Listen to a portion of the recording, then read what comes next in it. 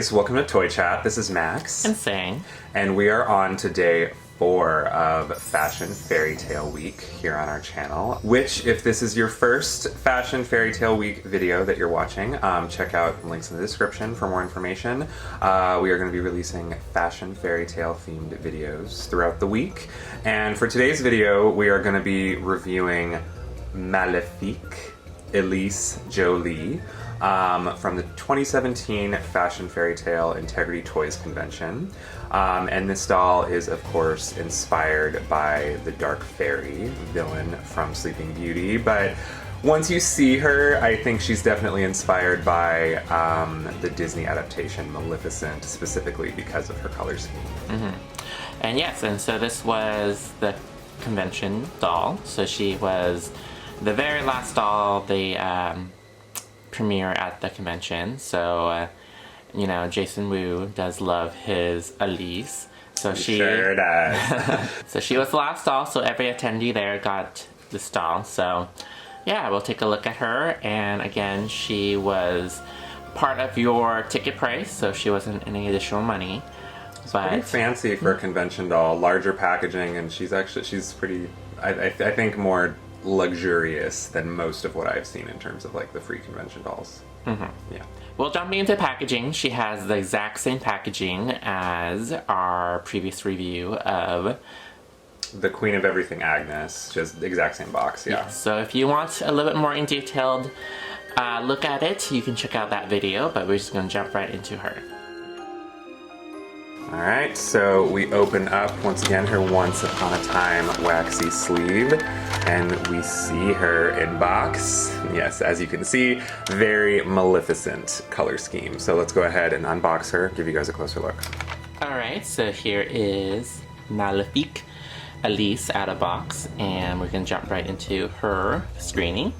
So she does have really metallic purple eyeshadow with that really bright kind of like emerald green eyes. Her lips, she has a bit of like a reddish plum lipstick on and a little bit of blush on her cheeks. And then for her hair, she kind of has a very unique hairstyle. She has kind of with that widow's peak that is, that portion of the hair is braided out into two different braids that are connected to the back, and the whole hair is then tied up into a bun. Interesting about her hair is it is kind of like that raven black hair, but it does have that purple, has purple streaks in it. Yeah, I think those braids were a really good call, because I think this would have been a really dull hairstyle without the braids at the front.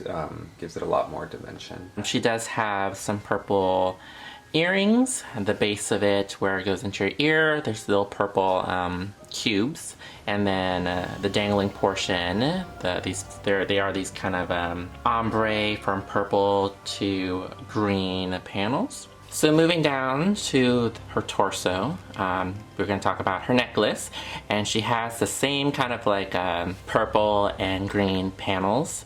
They're all one piece right here, but they're really pretty. I think that's my favorite portion of her accessories.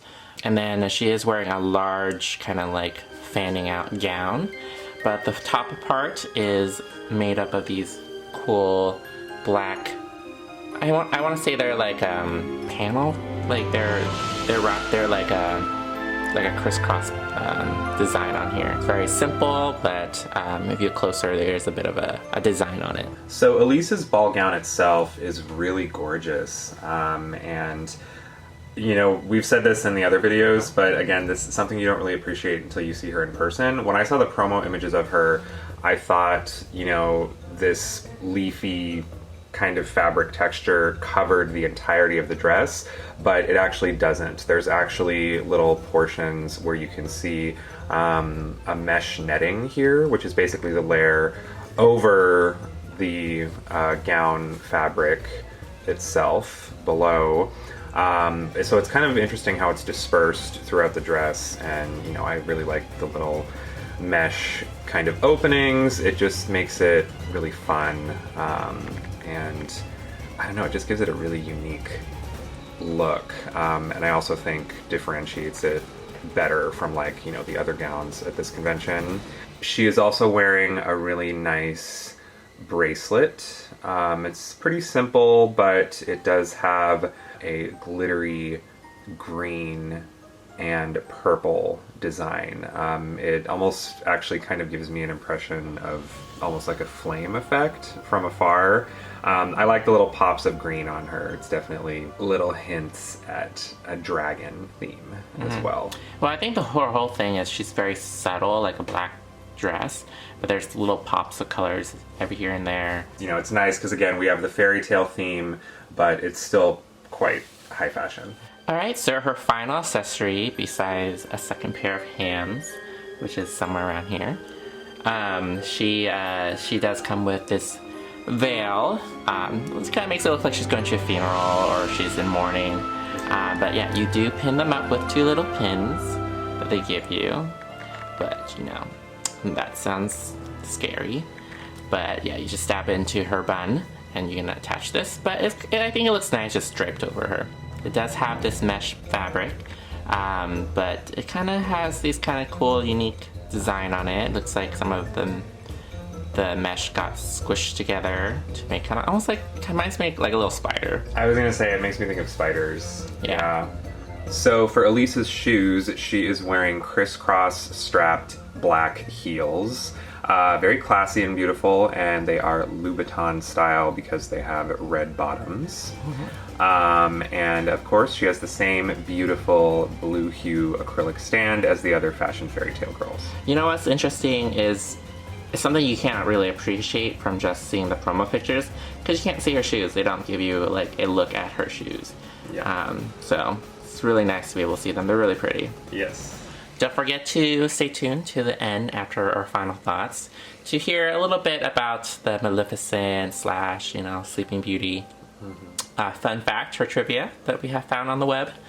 But let's jump into our final thoughts. Again, she was the convention doll, so she was kind of the final doll, or she's supposed to encompass the whole theme of the convention. And I think this one in particular, sometimes they're a little bit of a stretch, but I think her homage to the whole, dark fairy / Maleficent image really plays out really well. She's definitely not like over the top, like inspired by, the Disney version, nor is she kind of like too basic that you can't tell that she's kind of like a fairy tale character.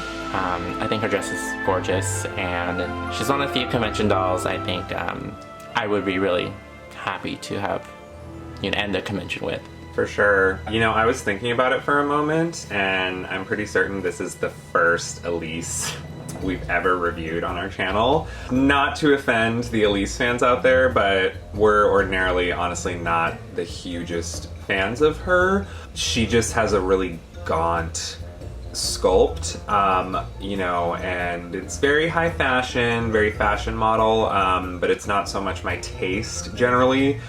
This screening, however, I think is really complimentary to her, and it gives her a really striking look. Yeah, it is nicely thematic, but it definitely doesn't feel crazy or over the top. And there were a couple fashion fairy tale dolls where they definitely took some creative liberties to make it look very obviously fairy tale themed, but I think with this Elyse, it's subtle enough that it still looks, classy and beautiful and high fashion. I think the veil is beautiful, although it gives her maybe a little bit too much of like either I'm at a funeral or I'm a ghost kind of vibe. But it's nice to have an option for a different type of look. But yeah, I'm a big fan of Sleeping Beauty and Maleficent, and I do also own Sweet Dreams Naja Rhymes, who was inspired from this convention by Sleeping Beauty, and I think they would be a fun pairing to display together. So. Oh, for sure. What's funny is I honestly really like her jewelry. I think it's very different from like what we usually get, so it's really nice. Alright, so thank you for joining us for our review of Maléfique Elyse Jolie and the 4th day of Fashion Fairy Tale Week. Make sure to stay tuned tomorrow for another daily video. and let us know what you think of this lovely lady in the comments below. Are you an Elyse fan? Do you love Elyse? Do you fall into the camp of where you think she's overused and played out? Let us know. Hit that like and subscribe button if you haven't, and we'll see you next time. Bye!